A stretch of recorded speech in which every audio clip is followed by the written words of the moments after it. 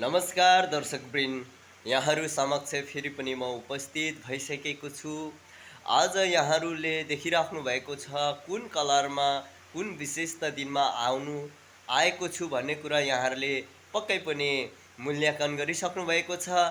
आज भनेको हाम्रो विशेष गरी होली को दिन रहेको छ। यो होलीको दिनमा यहाँहरू समक्ष केही कुराहरू राखौँ भनेर आएको छु।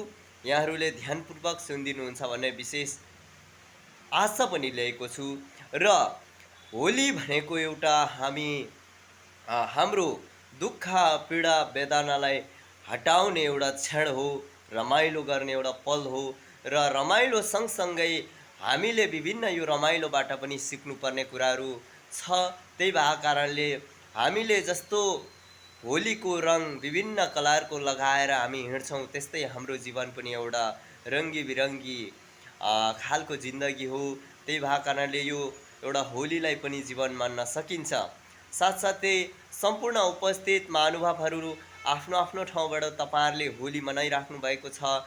तपाईँ सतर्क भएर तपाईँले आफूले रमाइलो गर्ने हो भन्दैमा फेरि ओभर नगर्नु होला। किन भन्दाखेरि मान्छेको जुनीमा हजार होली आउन सक्छ, तर तपाईँको जीवन हजार युगपछि आउने हो। त्यही भएको कारणले रमाइलो गर्नुहोस्, शान्त सुरक्षित भएर गर्नुहोस्। सम्पूर्णलाई ह्याप्पी होली यो 2080 सालको यहाँहरूलाई दिन चाहे र सम्पूर्ण उपस्थित महानुभावहरूको मङ्गलमय शुभकामना व्यक्त गर्दै म बिदा हुन्छु। धन्यवाद।